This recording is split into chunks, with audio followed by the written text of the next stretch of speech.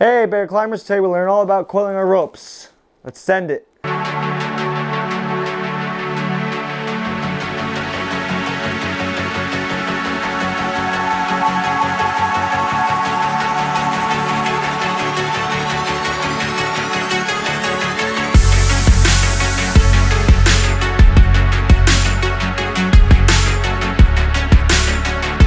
Hey bear climbers, welcome back to another weekly episode. This one should be a quick one, the essential skill of coiling your ropes.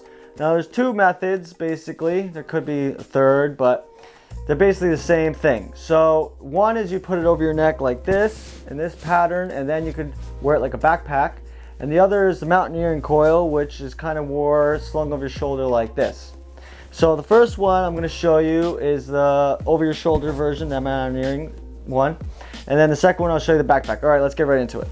So the first thing you gotta do before you even start coiling the rope is flake out the rope. Because if you don't flake out the rope, you'll get halfway through your coil and then you'll run into something that looks like this, and then you're left untangling it while you're halfway through a coil. Okay, so let me fix that.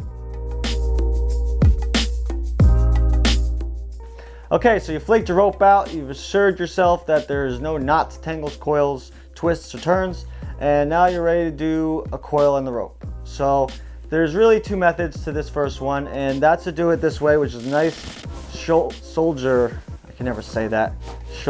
workout, which is just like that, and you just keep going like that. Now this is nice if your rope is dirty, because you don't want to throw your rope over your neck when it's nice and dirty and wet. So this is a good method to do that. It's a little bit of a shoulder, gosh, never mind. It's a little bit of a workout. So the second method would be like this. And this is if you're tired and you're beat and you're bummed and your arms aren't working anymore. You can always grab it like this and then you go like that. And this is how you do it just like this until you got the whole thing. And this is a little bit of a learning curve to this one. And if you slap yourself in the face, don't worry, you deserve it. Okay, around, around, around. Okay, I'm gonna cut to where this is just over my shoulder. Gosh, I can't say that word.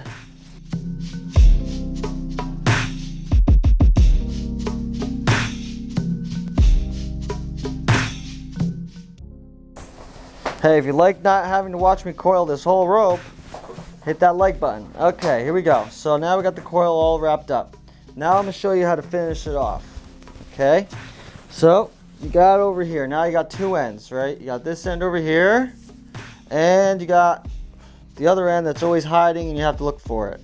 So, and it always has a white tag on it, but you can never seem to find it. All right, there it is. Okay, so you take this one, whichever one really, and you let out some more slack, about that much. You take this end and you double it. Let me turn this around for you.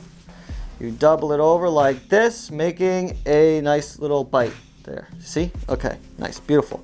Now you take this end, and it's coming this way like this, and you go over the whole thing, and you're just gonna wrap it around, back on itself. See that? It's going backwards now. It's going back on itself, and you make that nice and tight. Every time you make a turn, you pull it. You're gonna make it nice and tight. And then what you're gonna do is you're gonna take this little tail, and you're gonna stick it through this bite right here. And then you're gonna pull that, and that's gonna pull this end in and underneath all these coils, making it nice and tight. And then you can chuck this over your shoulder. Oh gosh, I think I said the word right this time. And then you can hike your way wherever you want. Now let's say you wanna make a backpack instead of this. Now this one, I'll say, I think it causes more coils and twists in the rope when you're done work, when you go to flake it out on the ground.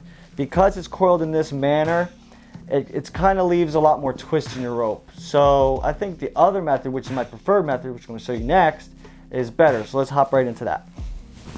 Okay, I got my rope all flaked out. This rope is a very short rope. It's been cut very short, so your rope would probably be bigger and you'd have to do some more coiling, but just letting you know, if my rope looks shorter, it's because it is shorter. If my rope looks small, it is small.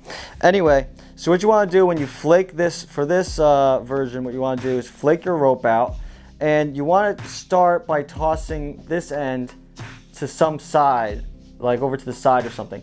If it's underneath your pile, then you got a problem. So first thing you do is you take the other end that's on the ground right now, and you toss it aside so it's somewhere out from underneath the pile, and then you can just look down, reach down, grab it. Okay, so now you got both ends. Now with this method, we're gonna throw it over a shoulder like this. I think I'm getting better at saying this. I'm just gonna say neck. I'm gonna throw it over our neck.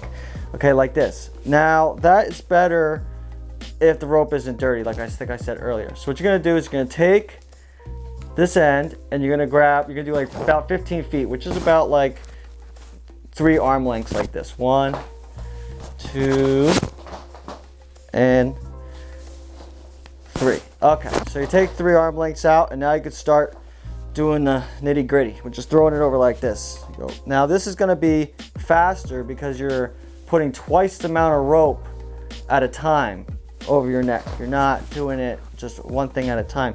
See these coils? This is from that other over your shoulder mountaineer coil I just did, like I was talking about. See, it kind of leaves everything a little twisted. Yeah, this method doesn't really do that as much. Okay, so over like that. I have to fix all these coils. I think I'll just fast forward this too.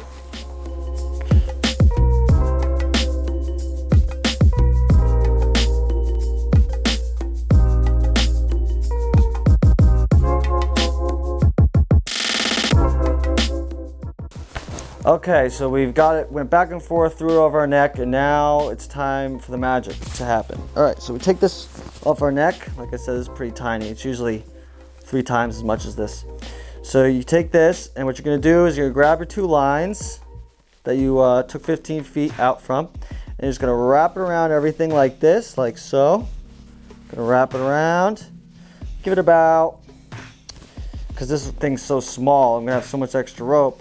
I'm gonna give it about 4 or 5. You can give it 3, something like that. Wrap it around upwards so it's kind of going back on itself, just like the other coil I showed you. You're gonna go around and around. For sake of time, I'm just gonna end it here. You don't need to see me go around this rope 100 times. Okay, now you're gonna take a bite of rope like that, and you're gonna pass it through here, just like so. Now that bite of rope is gonna go over the whole thing like that. Voila. Okay, and then this is gonna come up and out of here.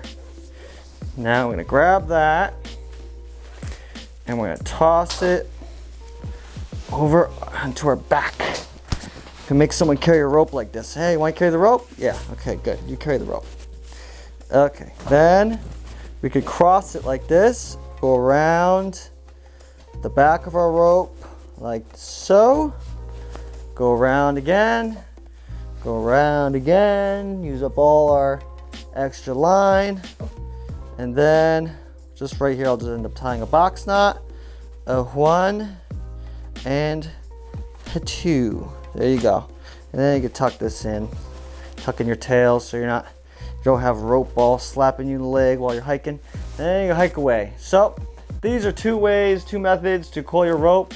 Hope you enjoyed it. Leave a like, comment, subscribe, all those nice things. I'll see you next week's episode. Here is my Instagram and Josh Perry climbing out of here. Oh.